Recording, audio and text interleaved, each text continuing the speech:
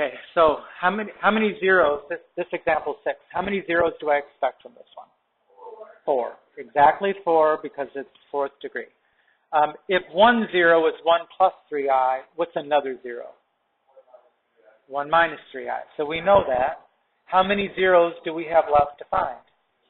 2. So I'm going to, first let's put it in the calculator and see what we see. Okay, so let's,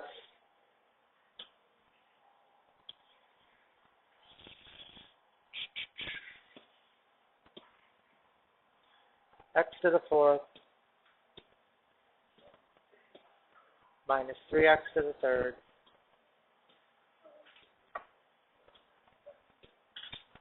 plus 6x squared plus 2x minus 60.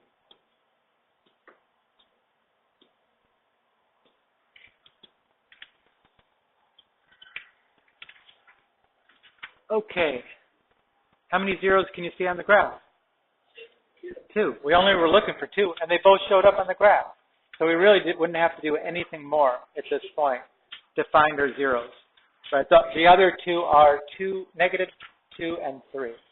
Right? So negative 2 and 3.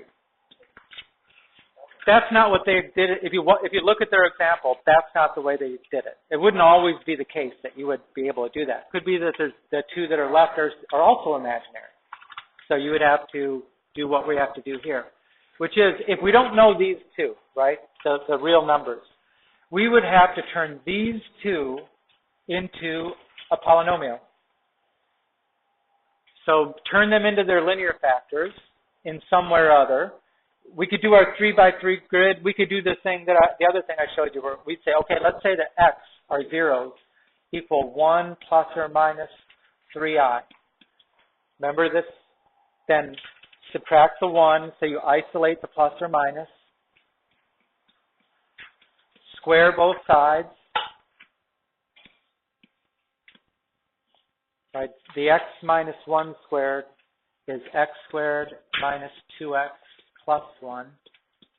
And what do you get if you square plus or minus 3i? Okay. You're going to get the plus or minus is plus, so we can get rid of that. 9i squared, which is negative 9. Right. So now add 9 to both sides, right? And we get x squared minus 2x plus 10. So now what we have to do, since we know that that polynomial is a factor of this, we need to divide it out using long division. X to the 4th minus 3x to the 3rd plus 6x squared plus 2x minus 60. Why couldn't we do that with synthetic division?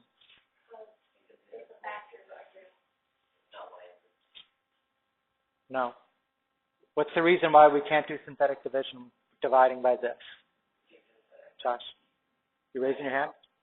Just stretching? Okay. It can't be a quadratic. It's got to be linear. It has to be 1x to the first power. So since that's a quadratic, you have to do this with long division. So what do I multiply times x squared to get x to the 4th? X squared. So that's x to the 4th minus 2x to the 3rd plus 10x squared. Subtract. So 6 minus 10. Okay. Negative 3 minus negative 2. No. Negative x to the 3rd. Bring down the plus 2x. Okay, what do I multiply times x squared to get negative x to the 3rd? Negative x. Good job. Negative x.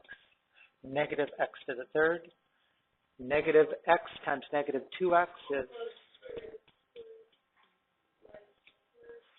negative x times 10 minus 10x. Subtract. 2x minus negative 10x. 12x.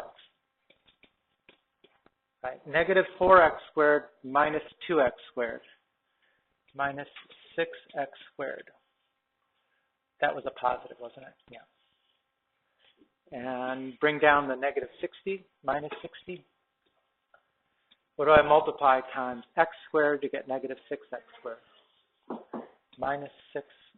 So that is negative 6x squared plus 12x minus 60. And when you subtract, you get 0.